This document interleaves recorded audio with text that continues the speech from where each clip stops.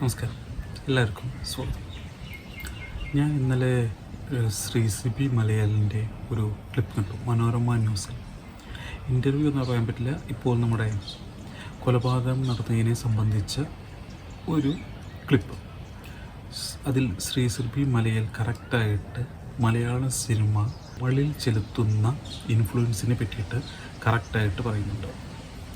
മലയാള cinema മാത്രമല്ല അദ്ദേഹം പറഞ്ഞത്, മലയാള സിനിമയുടെ പേരെടുത്ത് പറഞ്ഞില്ല, പക്ഷേ മറ്റു ഭാഷാ ചിത്രങ്ങളുടെ പേര് അദ്ദേഹം എടുത്ത് പറഞ്ഞു. കില്ലർ അനിമൽ, ഈ രണ്ട് സിനിമയുടെ കൂടെ ഒരു ലേറ്റസ്റ്റായി റിലീസ് ചെയ്ത മലയാള സിനിമ എന്ന് പറയുകയും ചെയ്തു. ആ മലയാള സിനിമ മാർക്കോ എന്നതാണെന്ന് അത് കേട്ട് കഴിഞ്ഞാൽ നമുക്ക് മനസ്സിലാവുന്നതാണ്.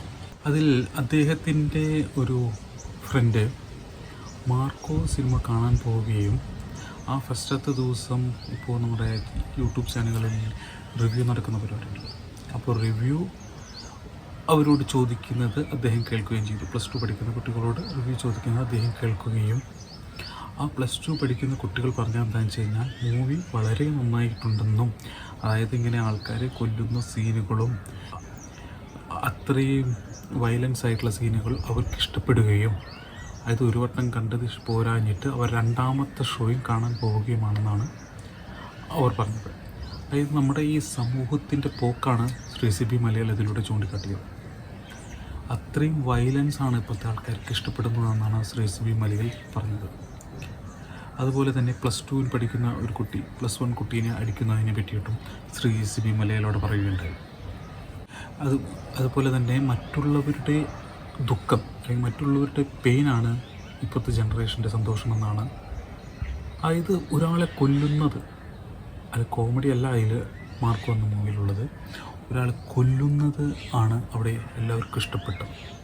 അതായത് മറ്റുള്ളവരുടെ ദുഃഖം അല്ല, ആ മൂവിയിൽ എന്താണ് ഒരു സബ്ജക്റ്റും ഇല്ല. നേരെ മറിച്ച് ഇപ്പോഴത്തെ സമൂഹം പോകുന്ന പോക്കിനെ കുറിച്ചിട്ടാണ് ശ്രീ സിബി മലയാൽ പറഞ്ഞത്.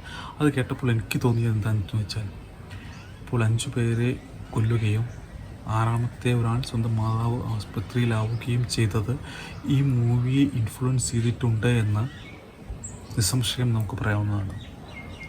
അപ്പോൾ എൻ്റെ അഭിപ്രായത്തിൽ മാർക്കോ ഇനി 2nd, 3rd, 4th പാർട്ടുകൾ പാടില്ല എന്നും ശ്രീ ഉണ്ണി മുകുന്ദൻ ഇതോടുകൂടി ഇങ്ങനത്തെ വയലൻസ് മൂവി കുറയ്ക്കണമെന്നതുമാണ് എൻ്റെ അഭിപ്രായം. നിങ്ങളുടെ അഭിപ്രായം പറയുക.